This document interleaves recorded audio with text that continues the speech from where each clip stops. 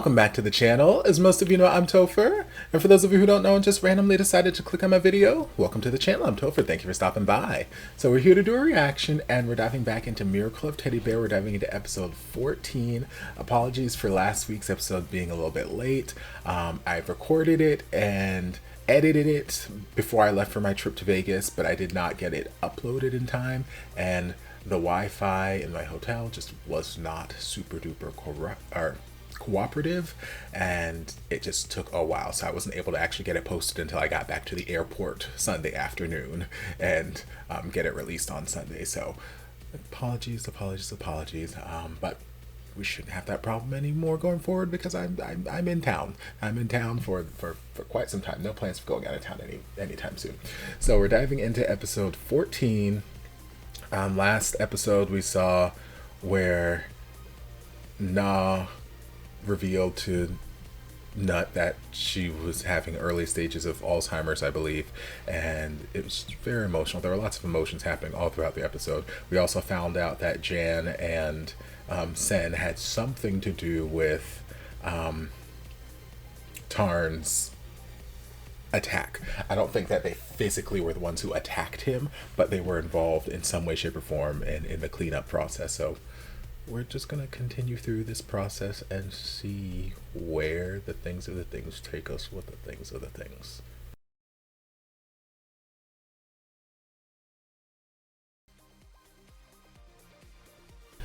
Absolutely fantastic episode. So, like, if you can say nothing else about this series, the acting is impeccable from all the characters.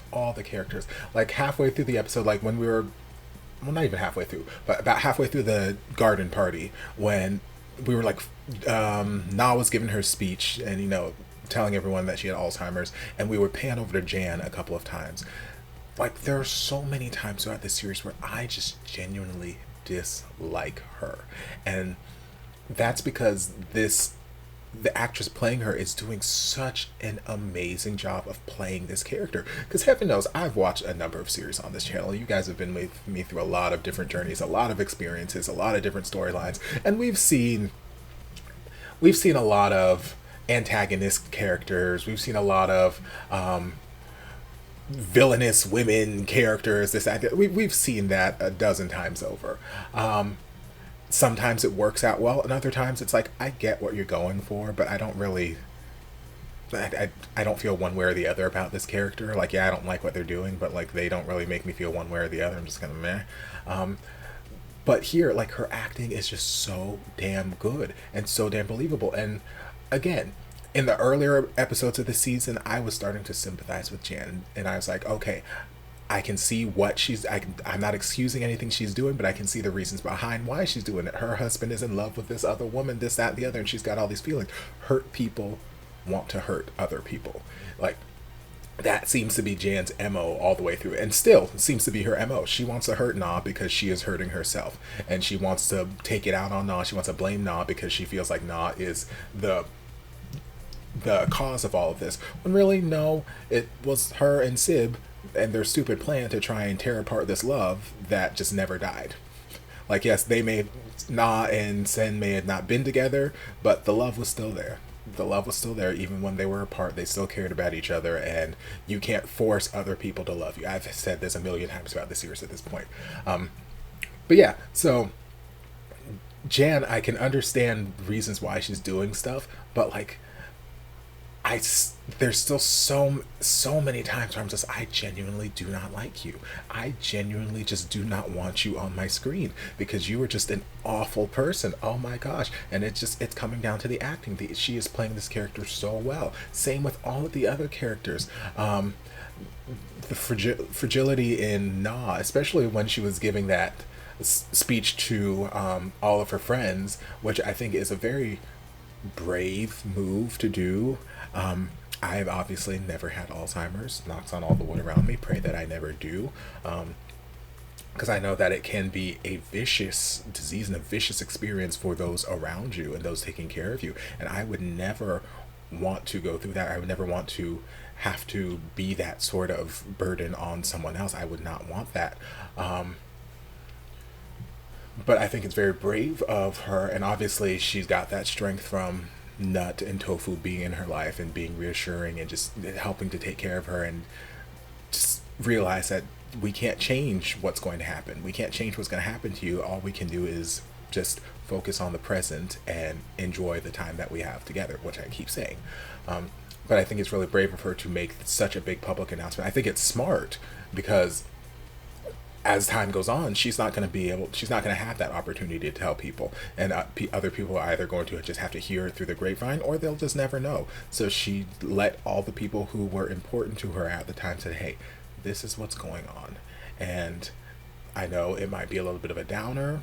We might be a little bit sad the rest of the party, and that's okay. I just want to let you guys know that even once this disease starts stripping away my memories and I don't remember your faces, I don't remember your names, I don't remember anything that we went through in the past, just know that you guys will always have a special place in my heart. You may not be in my memory, but you will be in my heart. And it's just one of those things where it's like, I'm not going to remember these feelings I have for you guys, but I want to let you guys know, while I still have the ability to let you know, this is how I feel about you. You guys are important to me, and you guys, if I had the choice, you guys would always be important to me. Very, very, very wise and brave thing to do there. I'm sorry, I jumped to like the end of the episode. It's just the acting is so damn good. Let's see, what information do we find out? We found out that Sen seemed to have a little bit more of a hands-on role in Tarn's condition, which makes me sad. But then we didn't actually see him make contact with the vase. We just saw more of that scenario play out. So we saw them have the fight, and we saw Sen pick up the vase after Tarn said some, I don't think intentionally hurtful words, but just very honest, brutally honest words. And you could see there, even at the end of the episode with the fight that Sen and Jan were having after the party, where it's like, I don't want to live my life like this anymore. I don't want to live always having to answer to this person or that person or you or blah blah blah. Like, I don't want to do that. You could see that the words that Tarn was saying were factual.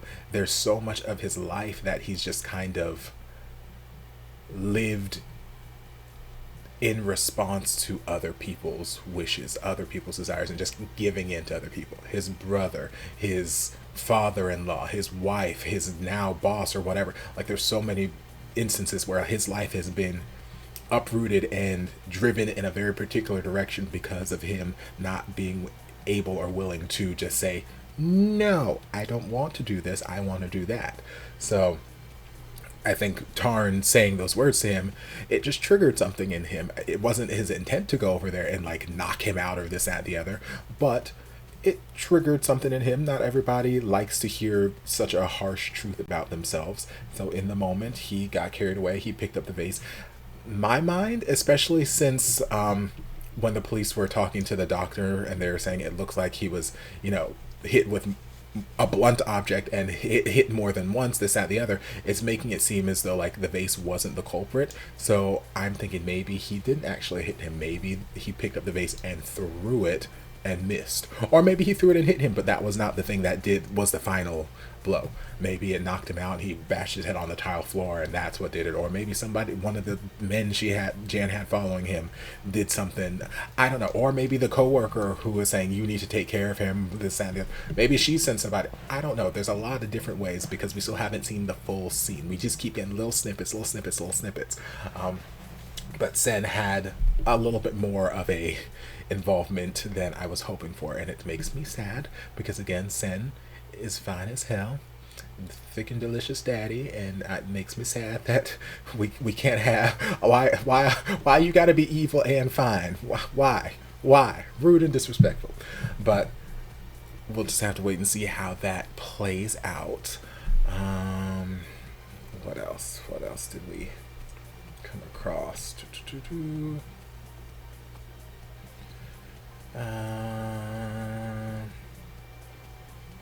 Sen and Jan had a few good conversations throughout the episode. It was nice to see them talk the way they were. Lots of flashbacks filling in some of the gaps. we had that one scene with Na cooking what I was, like I already said in that moment, I was fearful that that's where we're going to go, but I was kind of optimistic that no, we're going to take this a different direction.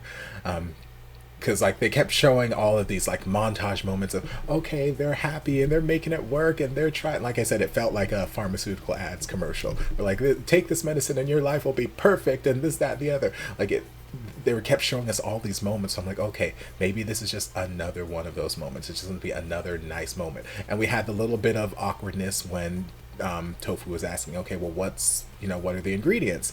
And Na was starting to have trouble remembering some of the ingredients for the thing, and then Nut just dove in there. It's like, oh, hey, I got it. It's blah blah blah blah blah blah blah blah. Like, just a nice save, so we didn't have to linger in that awkward moment of her forgetting. Although we had a few of those instances throughout that scene where it's like, okay, we can see that she's having some trouble remembering, but just kind of smiling through it, pretending like, okay, it doesn't bother her, and everyone around is just trying to like not draw attention to it. They're like, okay, yes, we all know what's happening here, but let's just ignore this elephant in the room and just keep moving past for the sake of so we had a few of those moments, and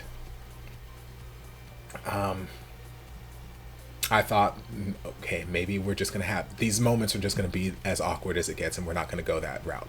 But like I said, I was very, very nervous when I saw, it was either Nut or Tofu coming down the stairs, and we panned past the kitchen. We saw Na in the kitchen frying up whatever. And it makes me, like, I don't want to have that thought, like, oh, she's got Alzheimer's, so she's incapable. Like, that's the last thing that the person who has Alzheimer's wants people to think. They don't want them to feel like, oh, they are incapable of doing anything and they need to be monitored or have everything done for them. And I don't want to have that feeling for her.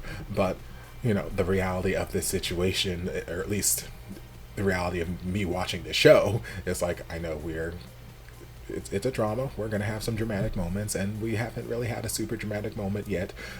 So there's a chance that it might happen. I was optimistic that it wasn't going to happen, but I figured there was a chance that it might happen. And it did. First, we had another awkward scene where she couldn't remember Prib's name. I was also kind of thinking that too when Prib showed up out of the blue, and she's like, okay, I'm going to go find Mrs. Na. And I'm like, I almost said, please remember Prib, please. But the scene, it went to the next part of the scene so quickly I didn't even have time to say it. And then we saw where she did not remember Prib, not even just not remember her name. Like, you could see it in her face. She was ready to say, who are you? Like, it was written all over her face. But again, everyone just kind of handled it really, really nicely. And they're like, okay, we're going to ignore this elephant in the room because we don't want to draw attention to it. We don't want to make anyone feel uncomfortable. So yes, I will introduce myself as many times as every time I come over. And then she started smelling whatever. And then we had the whole burning situation. And we saw Nut for the first time in quite a few episodes, like, get genuinely like worked up and angry like that.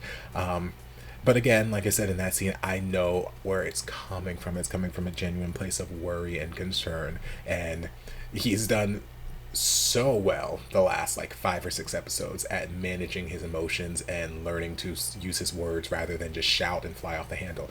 He's done so well. But again, it's still a part of him.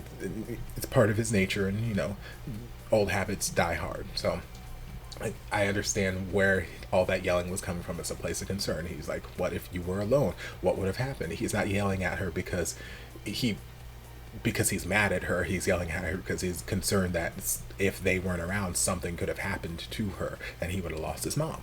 And that's not what he wants. So, he needed to be with his emotions. He needed to think through some things. Thankfully, Tofu was there. And like I was saying, in that moment, when Tofu just came up and just rested Nut's head on his stomach and just patting his head, I'm like, thank God for Tofu in this moment, because I know how emotionally exhausting what Nut is going through can be. Not exactly, because like I've said, I've not physically lived with a sick mother, but, well, I have, but not since I've moved out, got my own house. But like, I know what it's like to have a sick mother. I know what it's like to live with a sick mother for years and years and years. I know the emotional toll that it can take. Granted, it's not this disease, different kind of sickness, different different realm and whatnot, so it's not exactly the same situation, but I know how emotional it can be sometimes. I know how there are some of those days where like you just you're just emotionally and physically drained. It's not that you don't love them, it's not that you're upset at them, you're just upset at the situation. You're upset at the situation the world, the universe has put you in. You're not upset at this person, you're just upset at what is happening right here and how you feel helpless to do anything. Like there's nothing you can really do to change it, to fix it. All you can really do is be there as a support system and try to help take care of things and whatnot. But sometimes you just feel helpless and there's just nothing you really can do. So I'm very thankful to Nut, or for Tofu being there in that scenario, because sometimes there's nothing anyone can really say in those moments. Yeah, there are people who have gone through it who can be like, it gets better, or, give you their firsthand experience, but sometimes words are just not enough. Sometimes there are no words that can be said to make a situation better. Sometimes you just need someone there to hug you, to hold you, to just have that physical presence that makes you feel safe and comfortable. And that's what Tofu was in that moment, and I'm so happy that Nut had that. Let's see. Then we had the idea to have the party, which again is a great idea. Get in these memories while we still can. We did the big photo shoot, and that was adorable. I was nervous at first after we did the photo shoot and Prib was leaving, because we were doing this, the camera was doing the strange focusing on Prib for some reason. Like at first she was walking away and then she looked back to see Nut and Tofu, and I'm like, okay, is she still feeling feelings for Nut? Is this a look of I'm happy for them? Is this a look of I really want him and Tarn to be together? Like, I don't know what this look is supposed to mean. And then we kept following her into the car, and we had these strange camera angles, and then we're focusing on this conversation with her and Jua, and I'm like, where is this going exactly? The music felt a little like, it's just something about it felt off. I'm like, I don't know what exactly we're doing. But then it all ended up happy and whatever. He's like, yeah, it looks like a wedding photo, blah blah blah. I wish that marriage equality was legal here, blah blah blah. I'm like, okay, this is the message we're driving home. I didn't know where we were going. I thought we were gonna go somewhere like devastating emotionally or something like that, but okay. Then we had the party, which, as we saw, was a great idea, a great way to let everyone important in her life know, hey, this is a situation, but also a great way for her to just have this one last big bash memory with them before her memory starts to decline. I don't know how Alzheimer's works exactly. I don't know if it's like a timetable, like, okay, it just starts erasing the more recent stuff, and like the more deep-seated memories, your older childhood memories, whatever, stay there, or if it's just like random, like, okay, I'm gonna decide to take a memory from 1962 today. All right, now I'm gonna take a memory from yesterday. Now I'm gonna take, like, I don't know exactly how it works, but I feel like it's just a good idea for her to have this one last bash to sort of keep with her in her heart, so she can just have some semblance of peace, some semblance of just peace in her heart, that okay, I've let everyone know this is how life is going to be.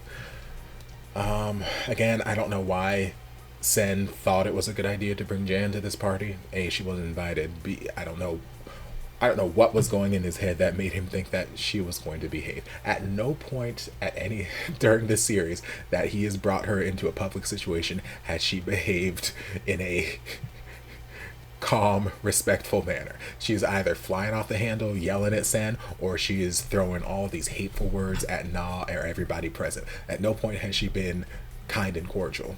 So I don't know why he thought that was going to be the case this time at this party that is dedicated to Na.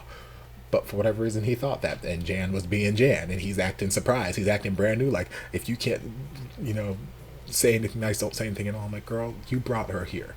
And then I agree with what Nut was saying when he walked up. Like, no, there's a difference between saying things hurtful and saying things to be disrespectful. And Jan is very much being disrespectful on multiple occasions. Again, this is not the first instance, so I don't know why Sen is acting surprised.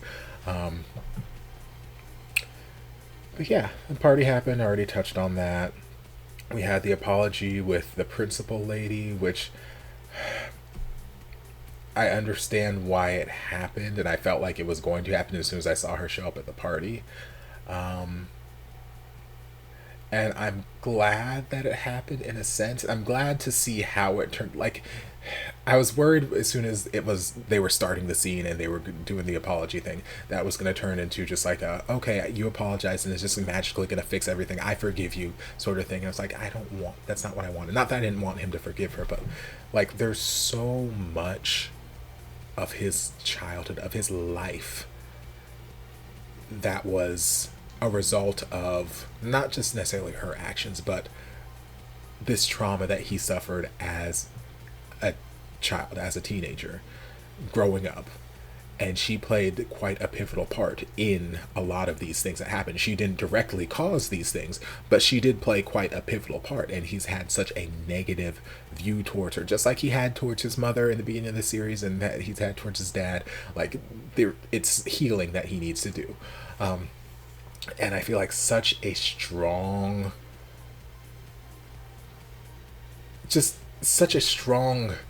cause of that trauma and whatnot can't be solved with an I'm sorry, with a simple I'm sorry. Like, there's more that needs to happen than just I'm sorry for the past. And granted, I could see in her face that she genuinely was sorry. She was genuinely apologizing. I think the whole situation with Na and finding out about her condition and everything she's been through, with Sib and the mental health and this, that, and the other, made her, genuinely remorseful and like, okay, I need to make amends. So I think she was genuinely sorry for the things that she did and, ways that she may have hurt Nut when he was growing up. But I don't think that this whole situation is something that can be solved with just a simple I'm sorry. So I'm glad that it didn't just go that route where she apologized. It's like, oh, if it's okay, I forgive you. Like, no, they had a conversation, and I don't know that he necessarily said I forgive you or anything like that. And again, it's something that just, it takes time. You can't you can't patch that wound overnight. That is a huge ass wound, and yes, Tofu has done amazing things to help heal his heart and heal some of these wounds from his childhood, but like, something like that, the person comes to you, apologizes, it's nice, I appreciate it, thank you, it can be the start of healing, but it's not going to be an immediate band-aid fix. All right, boom, we're good, let's go have lunch tomorrow. That's not going to be the case. I'm glad that we did not go down that route. And yeah, Tofu, this whole damn episode, he keep playing this game with Jan. And again, I know that Jan is not necessarily the dangerous one to worry about. Like, Jan, I don't think is out here trying to kill bitches, this, that, the other. I don't think she's going to put Tofu in a coma. But Tofu keeps playing slick and sly with Jan and Sen, like, hey, I just might remember something. Or, hey, my friend's dad is the officer working on Tarn's case. Oh, why are you acting so surprised by this? I'm like, baby, please, you're going to end up in a coma too if you don't stop playing these games. If they don't put you in a coma, they're going to tell somebody who is. So please, baby, stop. Stop playing these games. But I get what you're doing, and, making them feel the pressure. The pressure's rising. Yeah, so we've got 2 episodes left. Is Tarn going to wake up? I don't know. I feel like he is. I don't foresee him dying, but who knows? They could change. Are we going to end the series with Na having her memories intact? I don't know. That I have no idea about. I would love for it to be the case, but I don't know. She seems to be declining rapidly. I don't know how fast time is passing in this episode or in the series, but it feels like the decline is happening quite rapidly. So I don't know if she is going to make it fully intact in the next 2 episodes. Is Tofu still going to remain human? I don't know. The only thing I feel confident about right now is I feel like Tarn is going to wake up. But I could be wrong. Who knows? But I'm going to stop babbling. I hope you guys enjoyed this reaction. If you did, don't forget to like, comment, subscribe, share, turn on notifications to be notified when all my shenanigans get posted. If there's anything else you'd like me to react to, be sure to leave it down in the comments. I'll get to it as soon as I possibly can. If you'd like to support the channel in other ways, you're more than welcome to join us over on Patreon. Don't have to, but you're more than welcome to if you want to. I'll see you guys in my next video. Love ya. Mwah.